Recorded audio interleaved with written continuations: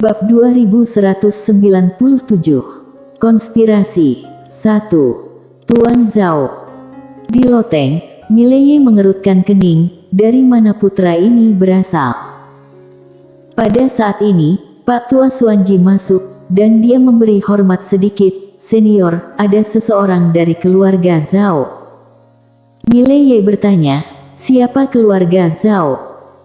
Pak Tua Xuanji berkata dengan suara yang dalam, sebuah keluarga yang bukan milik alam Tianji, dulu ada master di alam pengetahuan nasib.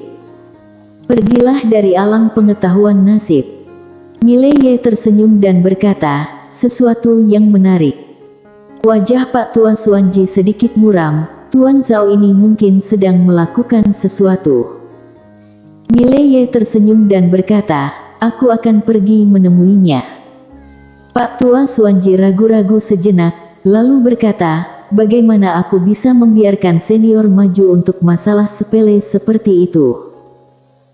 Mileye menggelengkan kepalanya, beberapa sebab akibat, tidak apa-apa bagiku untuk terlibat, tetapi jika kamu terlibat, itu tidak baik untukmu. Setelah selesai berbicara, dia berjalan menuju pintu. Di tempat yang sama, Pak Tua Xuanji cukup terharu, tanpa berpikir panjang, dia segera mengikuti. Di rumah lelang, Mileye berjalan ke arah Tuan Zhao. Di belakang Tuan Zhao, ada seorang lelaki tua mengikutinya. Orang tua itu memiliki nafas yang kuat, dan dia adalah master alam dewa. Mileye memandang Tuan Zhao di depannya, dan berkata sambil tersenyum, Tuan Zhao ingin mengambil benda ilahi. Tuan Zhao melihat Mileye, sudut mulutnya sedikit terangkat, siapa kamu? Mileye tersenyum dan berkata, aku juga di sini untuk menembak benda ilahi. Saat dia berkata, dia menoleh dan menatap Pak Tua Xuanji di sampingnya, ayo mulai. Pak Tua Xuanji melirik Tuan Zhao, lalu menoleh untuk melihat seorang lelaki tua di kejauhan, mulai. Orang tua itu mengangguk, lalu berjalan ke tahap pelelangan. Dia mengeluarkan baju besi hitam, dan berkata, hadirin sekalian, zirah ini adalah zirah huntian. Zirah ini sangat keras sehingga dapat menahan puluhan pukulan dari master alam dewa tanpa rusak. Harga awalnya adalah 50.000 kristal langit. 50.000 keping. Mendengar ini, banyak orang di aula sedikit tergerak, tetapi tidak ada yang berani menawar, tetapi memandang Tuan Zhao satu demi satu. Tuan Zhao tiba-tiba tertawa dan berkata, aku akan membayar 50.000. Mileye segera berkata, 100.000. Mendengar ini, Tuan Zhao memandang Mileye dan berkata sambil tersenyum, yang mulia, kamu tidak menghormatiku. Mileye berkedip, lelang yang adil, lelang yang adil. Tuan muda Zhao sedikit mengangkat sudut mulutnya, senyumnya agak dingin, lelang yang adil. Mileye tersenyum dan berkata, apakah ada masalah? Tuan Zhao tersenyum dan berkata, tidak masalah. Masalah apa yang bisa dialami orang mati? Suara itu jatuh, dan tetua berjubah hitam di belakangnya tiba-tiba meraih Mileye dengan satu tangan, dan kekuatan yang kuat akan merobek Mileye berkeping-keping. Namun, seseorang lebih cepat darinya. Wanda tiba-tiba menghilang di tempat. Seberkas cahaya pedang menembus lapangan. Boom!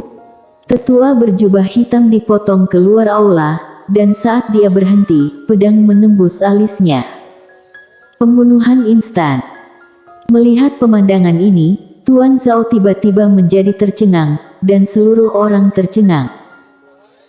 Pedang biru gaib langsung menyerap jiwa tetua berjubah hitam. Pada saat yang sama, Wanda tiba-tiba muncul di belakang leher belakang Tuan. Mileye memandang Tuan Zhao di depannya, dan berkata sambil tersenyum, sekarang, kamu dapat memberitahu keluargamu supaya mereka datang. Ingat, minta mereka untuk membawa lebih banyak kristal surgawi. Tuan Zhao berkata dengan marah, apakah kamu mencoba merampok? Wanda memotong tiba-tiba dengan pedang. Lengan kanan Tuan Zhao dipotong langsung, dan darah berceceran. Tuan Zhao terkejut, dan buru-buru berkata, "Ya, jika kamu memiliki sesuatu untuk dikatakan, tolong beritahuku, aku akan membiarkan ayahku datang." Mileye tersenyum dan berkata, "Kalau begitu kamu harus cepat." Tuan Zhao buru-buru berkata, Oke. Sambil berbicara, dia mengeluarkan jimat transmisi suara dan menghancurkannya. Tidak lama kemudian, aura yang kuat muncul di lapangan, dan kemudian, seorang lelaki tua muncul di depan semua orang. Melihat orang itu datang, Tuan Zhao buru-buru berkata, "Ayah, selamatkan aku."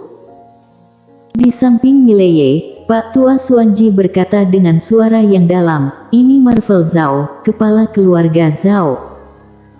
Marvel Zhao mengabaikan Tuan Zhao, tetapi memandang Mileye, "Aku tidak tahu siapa yang menyinggung keluarga Zhao-ku."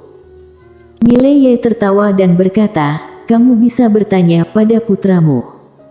Mendengar ini, Marvel Zhao menoleh untuk melihat Tuan Zhao, yang buru-buru berkata, "Ayah, mereka menggertakku. Aku tidak melakukan apa-apa." Wajah Marvel Zhao sangat marah, diam. Dia masih tahu kebajikan putranya sendiri. Marvel Zhao memandang Mileye, "Yang mulia, aku yang tidak mampu disiplin, tolong ampunilah dia."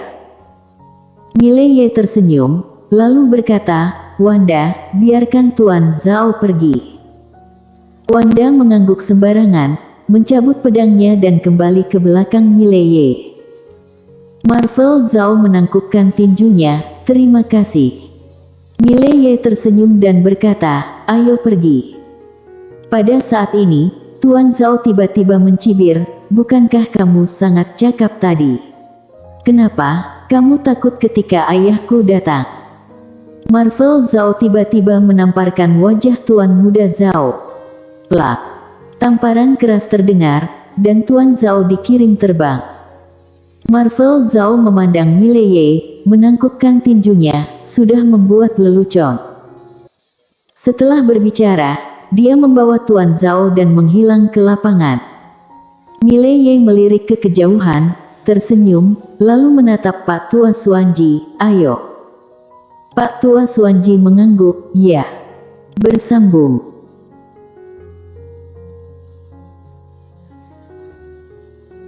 Bab 2198. Konspirasi 2. Lelang akan berlanjut. Mileye meninggalkan lapangan dengan kagum.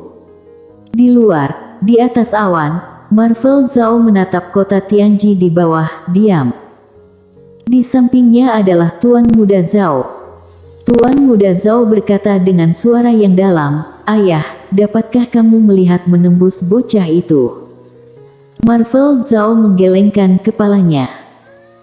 Wajah Tuan Muda Zhao agak hikmat, "Aku ingin memprovokasi dia untuk mengambil tindakan, tetapi dia tidak mengambil tindakan dari awal sampai akhir, jadi hanya ada dua penjelasan. Pertama, dia benar-benar alam mengetahui nasib. Kedua, dia bukan alam pengetahuan nasib, dia telah berpura-pura." Marvel Zhao terdiam. Tuan Muda Zhao berkata dengan suara yang dalam, "Ayah, dia memiliki harta peninggalan kuno. Keluargaku telah lama mendambakan peninggalan kuno itu, tetapi akhirnya jatuh ke tangannya." Marvel Zhao menggelengkan kepalanya, "Karena itu, kita harus berhati-hati. Reruntuhan kuno tidak biasa, terutama formasi ruang waktu, dan orang ini dapat menghancurkan formasi besar ruang waktu." Saat dia berbicara, dia menggelengkan kepalanya lagi, orang ini sangat tidak sederhana. Tuan Zhao berkata dengan suara yang dalam, "Ayah, benda ilahi adalah yang kedua, yang paling penting adalah tambang kualitas super kristal di dalamnya. Menurut perkiraan kami, setidaknya ada 3 tambang kualitas super kristal di dalamnya, dan di tambang kristal itu, setidaknya ada ratusan ribu kristal surgawi kualitas super. Selain itu, mungkin ada teknik inti yang tak terhitung jumlahnya, buku kuno, benda ilahi, del." Kristal surgawi kualitas super. Wajah Marvel Zhao sedikit suram, itulah yang paling dia inginkan. Tambang kualitas super kristal sudah cukup untuk mengubah nasib sebuah keluarga. Tuan Muda Zhao berkata lagi, hanya ada 3 master alam dewa di sekelilingnya. Marvel Zhao berkata dengan suara yang dalam, bagaimana jika dia benar-benar adalah alam pengetahuan nasib? Tuan Muda Zhao menggelengkan kepalanya, tidak mungkin. Jika dia benar-benar adalah alam pengetahuan nasib, dan aku memprovokasinya seperti ini sebelumnya, dia harus membunuhku daripada membiarkanku pergi. Dia tidak hanya tidak akan membiarkanku pergi, aku, apalagi keluarga Zhaoku. Tapi dia tidak memilih untuk melakukan apapun, yang berarti dia juga takut pada kita dan ingin membuat hal-hal besar menjadi lebih kecil. Marvel Zhao terdiam. Tuan Muda Zhao berkata lagi, aku telah menyelidiki, dan sejak dia memasuki kota Tianji, dia tidak pernah bergerak. Tentu saja, meskipun dia bukan alam pengetahuan nasib, dia jelas bukan orang biasa. Saat dia berbicara, dia memandang Marvel Zhao, ayah, apakah kamu ingin bertaruh? Marvel Zhao perlahan menutup matanya. Tuan Zhao melirik Marvel Zhao, tetapi tidak mengatakan apa-apa. Setelah sekian lama, Marvel Zhao membuka matanya, keluarga Zhaoku mungkin tidak dapat menelan potongan daging gemuk ini. Ayo pergi dan hubungi keluarga Wang. Setelah berbicara, dia berbalik dan pergi bersama Tuan Muda Zhao. Tidak lama setelah keduanya pergi, bayangan muncul di lapangan, itu adalah kak bayangan hitam. Setelah hening sejenak, kak bayangan hitam berbalik dan pergi. Setelah beberapa saat, kak bayangan hitam muncul di loteng kecil tempat Mileye berada, dan kak bayangan hitam memberi sedikit hormat, senior, seperti yang kamu harapkan, keluarga Zhao benar-benar memiliki sesuatu untuk direncanakan. Saat dia berbicara, dia menceritakan percakapan sebelumnya antara ayah dan anak Zhao. Mileye tersenyum, tetapi tidak berbicara. Kak bayangan hitam melirik Mileye, senior, apakah kamu akan menghancurkan keluarga Zhao? Mileye tiba-tiba bertanya, kak bayangan hitam, berapa banyak kristal surgawi yang dapat kamu peroleh dengan menerima pesanan? Kak bayangan hitam berkata dengan suara yang dalam, lihat targetnya, jika ingin membunuh Tuan Alam Dewa yang kuat, itu akan menjadi sekitar 10.000 keping. Mileye tersenyum dan berkata, kalau begitu, tahukah kamu berapa banyak kristal surgawi kualitas super yang diperlukan untuk mencapai mengetahui nasib dari alam dewa? Mengetahui nasib menggelengkan kepalanya, aku tidak tahu. Mileye memandangi kak bayangan hitam, setidaknya 2 juta kristal kualitas super. 2 juta keping. Mendengar ini, Wanda sama-sama terpana, dan setelah beberapa saat, Wanda tersenyum kecut. Tidak heran ada begitu sedikit alam baru mengetahui nasib di dunia. 2 juta kristal surgawi mungkin tidak begitu banyak di seluruh kota surgawi. Wanda juga terlihat suram. 2 juta kristal langit super kualitas, jangankan kristal langit super kualitas, bahkan kristal langit biasa, dia putus asa. Dan kristal kualitas super terbaik, dia tidak berani memikirkannya lagi. Mileye tertawa, dalam keadaan normal, kamu tidak mungkin mencapai alam pengetahuan nasib, tetapi ada banyak situasi abnormal di dunia ini. Mendengar kata-kata itu, kak bayangan hitam buru-buru berkata, apa maksudmu, senior? Mileye sedikit tersenyum, aku punya rencana, dengarkan. Kak bayangan hitam dengan cepat berkata, oke. Mileye mengangkat sudut mulutnya sedikit, cara tercepat untuk mendapatkan uang bukanlah menghasilkan uang, tetapi meminjam. Meminjam. Kak bayangan hitam dan Wanda keduanya sedikit membingungkan. Mileye memandang kak bayangan hitam, jika kamu percaya padaku, mulai sekarang, kamu akan mengikutiku, dan aku jamin kamu akan mencapai alam pengetahuan nasib dalam 100 tahun.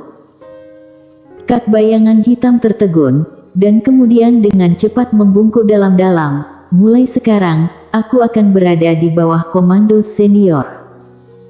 Mileye tersenyum dan berkata, kamu bantu aku untuk terus memantau mereka.